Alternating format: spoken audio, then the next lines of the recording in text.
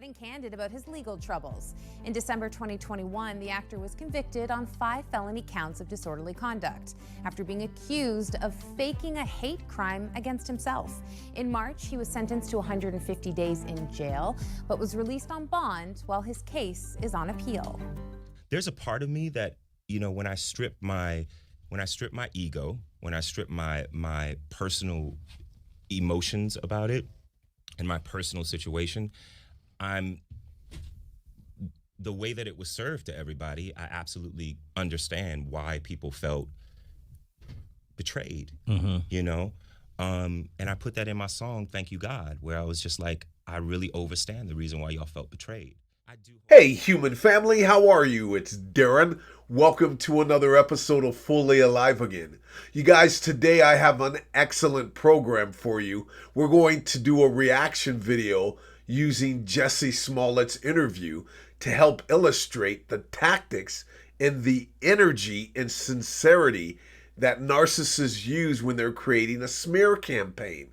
I mean, if we didn't know the evidence behind this man's crimes, we would really believe this guy. I mean, it is astonishing the sincerity that they bring forth. So what I hope to show you today are some examples of how narcissists get their flying monkeys and other people to go against you and to believe their outlandish lies about you, and what we can do about that.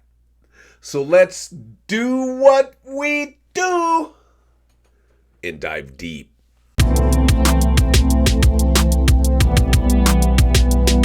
No tears, no fears, fully alive again after these years.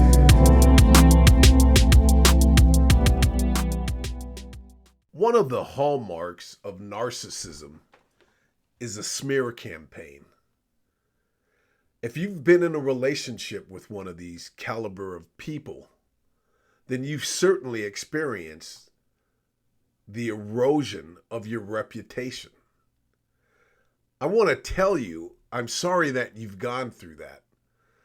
There is nothing more infuriating than being abused by someone and then having them project onto you to others that you are the abuser, that you are them and they are you. It can drive you mad.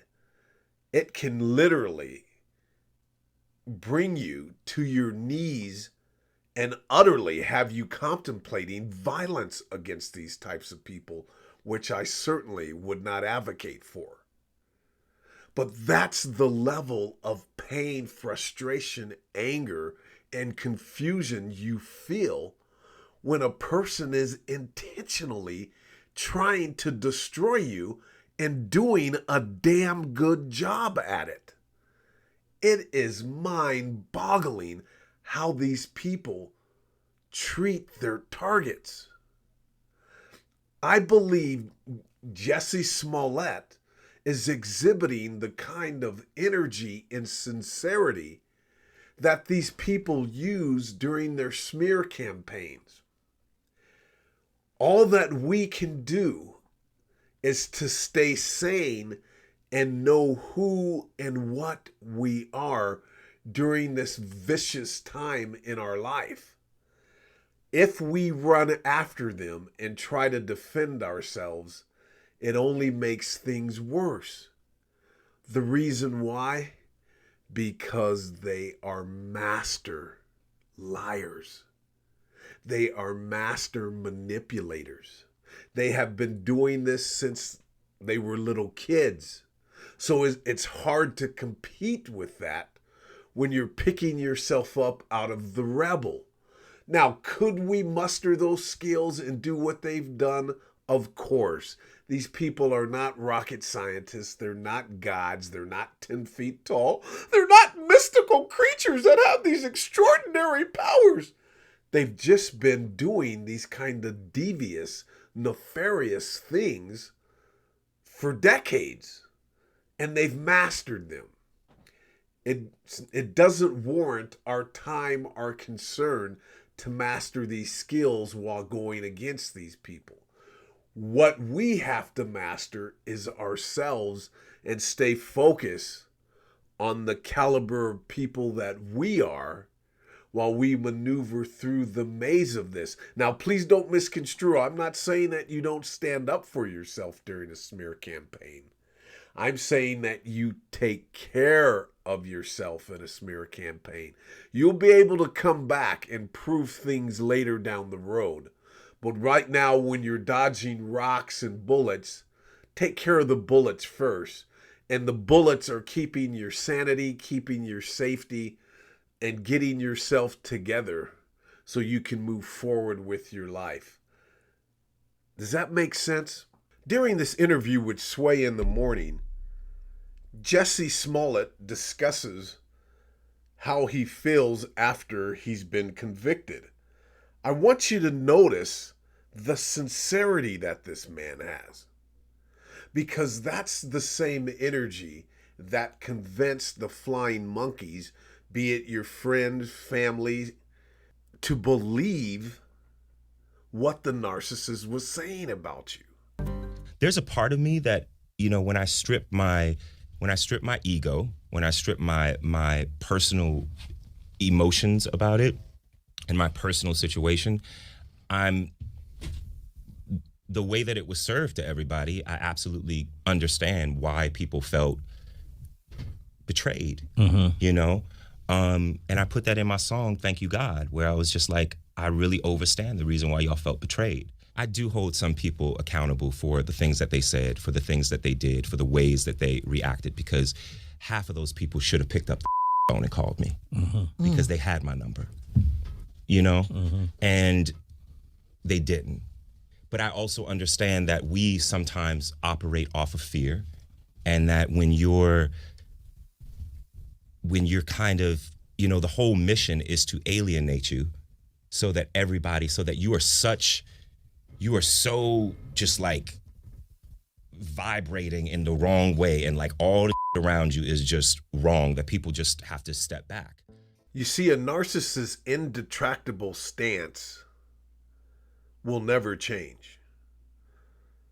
They will use every tactic, every trick, every angle they can find other than taking the high road and just admitting that they lied. Most people would forgive him. The Hollywood lunatic world would certainly forgive him if he just apologized. Most people are oblivious to narcissism and would forgive this man if he just told the truth. But instead, he finds an angle on when I strip my ego, trying to indicate, you guys, see, I've done the work. I'm normal. I'm not a narcissist. I've done the psychological work. I've done the inner work that is necessary to move forward. Even in my song, I said, thank you, God. I have gratitude. I'm a person of feelings and emotions. Then go into the victim role. Why didn't people call me who should have called me and talked to me personally? People hurt me. And the whole thing was created by a media that wants to alienate me from my fans. Do you see the pattern here? This is hallmark narcissism. Victim, find an angle to alter your thinking, to use our compassion and empathy against us. So how does he do that? Talks about stripping the ego. Talks about writing a song where he says, thank you, God. All of these things are building up a shield. And that's what they do. And they use our kindness to obliviate us. Now, Smollett says he gained clarity over his 6.5 days in the prison's psych ward by fasting. I was fasting because that's what we do in my family. Like, we fast for clarity. I have never in my life, at least in my adult life, been as clear of mind as I was for those 6.5 days. The former Empire actor also See, here is the ego in play. I wasn't hurt by the time that I spent in jail. There wasn't any punishment done to me. It was like being at a spa. I had a mental cleansing. You guys didn't do anything to me. That's what he's conveying right there. After just saying, I removed the ego and I gave thanks to God. You see, they use psychology, religion, as a shield, a protective shield.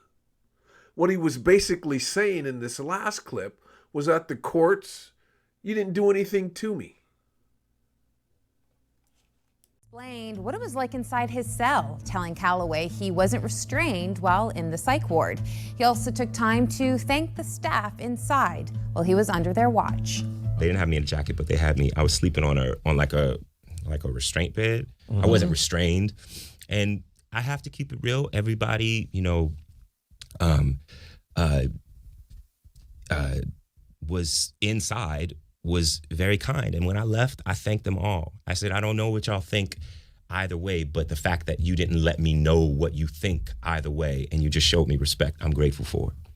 I'm not shy to say that I am in therapy, as we all should be, because a lot of stuff that happened over the last 3 years, obviously, but also just life stuff. Yeah. You gotta be able to train your mind and not just train your body.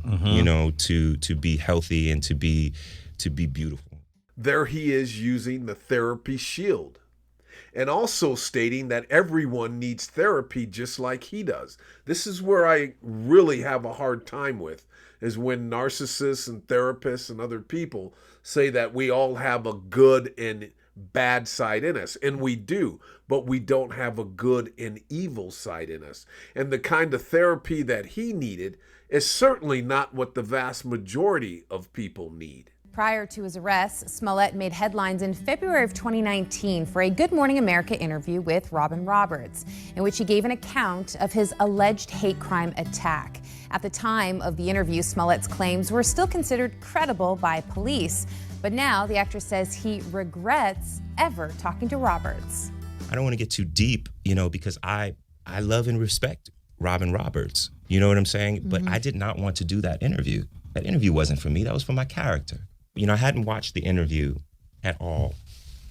I hadn't watched the interview at all until we were on trial. And I had to watch it because they were trying to use the interview as evidence of lies or whatever. So I had to watch it, and I watched it, and I was mortified. I was mortified. I cringed at just every single word that I said in that interview was the truth. But there was a certain level of performative nature that came from it because I didn't want to be there. And I was so angry and so offended that I had to go on national television and explain something that happened to me. And it was so political, and it was all of those things. And I found myself dealing with my own internalized homophobia. Okay. As an openly gay Black man who leads with his Blackness, I found myself dealing with that, and I'm embarrassed and I'm a little bit ashamed to say that. Now here he goes into the utilization of marginalized community protection. His homophobia he talked about, and his leading with Blackness, that he leads with being Black first. Well, let's take a look at how he led with being Black first during this interview. I want them to see that I fought back. And I want a little gay boy who might watch this to see that I fought back. And it does not take anything away from people that are not able to do that. But I fought back. They ran off. I didn't. What do you say to a young gay man, a young gay person? To learn to fight. There's a level of pride there. We live in a society where, as a gay man, you were considered somehow to be weak, and I'm not weak. You see, during that interview that he obviously didn't want to be at, so he says, he didn't mention Black. And I'm not mad at him for that. I'm just following up on what he stated to Sway, since Sway in the Morning is a black radio talk show with the vast majority of listeners being black. He said he led and leads his life as being black first and gay second. I just gave you the receipts during the interview. He never once mentioned how he wanted to represent a young black boy. It was all about gay. Now, I could care less about all of the marginalized community noise. It is what it is. My point here is that he's still lying. After the therapy, after thanking God, after the fasting and getting his mind together and everything he stated, in the end of it all, he's still lying. Why? Because that's what narcissists do, and they do it well. So here's the takeaway for us from seeing a person of this caliber live and in action. When you're going through a smear campaign, the first thing you should do is to forgive the people that are listening to the narcissists, contingent on that they're not narcissists themselves. But there's a level of forgiveness that should occur because they don't know. They've been being prepped for years, sometimes before a discard happens and a smear campaign starts. They are a victim to the narcissist just like you. And that doesn't mean that you try to win them over or you go give them a hug. It just means that you don't increase your umbrage towards other human beings for what the narcissist is doing. I know these people let you down. I know these people infuriate you and make you as angry as the narcissist did for them spreading the narcissist's lies and doing the narcissist's dirty work for them. I know how frustrating that can be. But in this situation, forgiveness is paramount towards the flying monkeys. And this is going to free you up to navigate your terrain in moving forward with your life. You see how clever these people are. You see how they maneuver.